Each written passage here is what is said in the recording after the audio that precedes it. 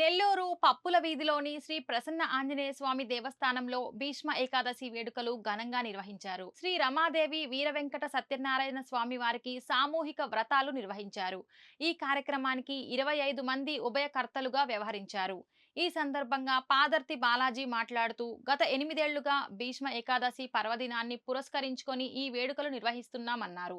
అనంతరం పెద్ద ఎత్తున అన్నదాన కార్యక్రమాన్ని నిర్వహించారు. సుమారు 1000 మందికి అన్నదానం నిర్వహించారు. ఈ సందర్భంగా సామూహిక వ్రతాలు చేసిన ప్రతి ఒక్కరికి వెండి డాలర్తో పాటు శుభమస్తు షాపింగ్ మాల్ అధినేతలు బ్యాగ్లు అందజేశారు. ఈ కార్యక్రమంలో దేవస్థాన ఆలయ కమిటీ సభ్యులతో పాటు జై శ్రీరామ్ హనుమాన్ భక్త బృందం పాల్గొన్నారు.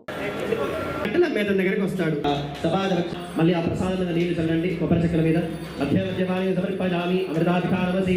స్వామివారికి 3 సార్లు 10 కిలో కూరగాయలు ఇచ్చేవారు. అట్లా ఆ బ్రాహ్మణుడికి ఏ ద్రవ్యం ఇచ్చినా సరే ఆ బ్రాహ్మణుడికి రెట్టింపుగా వచ్చింది. సరే ఆ కష్టాలు పడుతూ ఉన్నాను. ఒక పెద్ద ఆయన వచ్చి నాకు సత్యనారాయణ స్వామి వ్రతం చేసుకోమని చెప్పారు. నేను చేసుకున్న తర్వాత నుంచి నా కష్టాలన్నీ కూడా తొలగిపోయాయి.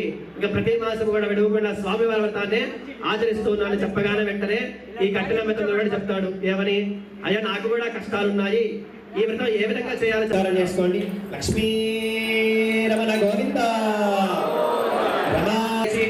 కాలకృత్యాలంటే నమస్కారం చేసుకుంటాడు. ఏమని? అయ్యా నేను ఈ రోజు నీ వ్రతం చేద్దామని సంకల్పించాను, నాకు వచ్చిన ద్రవ్యంతో నీ వ్రతాన్ని ఆచరిస్తాను అని చెప్పేసేసి నేరుగా భిక్షాటనకి వెళ్తాడు. సరే ఆ బ్రాహ్మణుడు రోజు భిక్షాటన చేసుకుంటూ ఉన్న ఇచ్చేవాళ్ళు ఉంటారు కదండి. అట్లా ఏ వస్తువైనా సరే కిలో ఇచ్చేవాళ్ళు, 1 కిలో ఇచ్చేవాళ్ళు. కానీ ఆ రోజు ఆ బ్రాహ్మణుడికి విశేషంగా స్వామివారి అనుగ్రహం వల్ల కట్టెల మేతను ప్రసాదం తీసుకునేసేసి నేరుగా ఇంటికి వెళ్ళిపోయి మరణాన్ని పొద్దున లేచి కాలకృత్యాలన్నీ కూడా తీరుగా వ్యాపారానికి వెళ్తున్నాను, నాకు వచ్చిన దాంతో ఈ వ్రతాన్ని ఆచరిస్తానని చెప్పేసి నేరుగా అనుగ్రహం వల్ల ఆ కట్టెల మెతను కూడా రెట్టింపు ధనం వచ్చింది. ఆ కట్టెల మెతను కూడా బంధుమిత్రులతో సహా స్వామివారి వ్రతాన్ని ఆచరించారు. నేను చూపించి వదిలేసేయండి.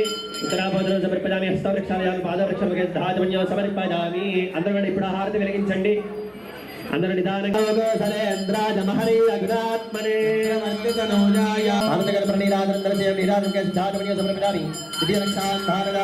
నమస్కారోమి. ఏడుకొండలవాడ వెంకటరమణ గోవింద.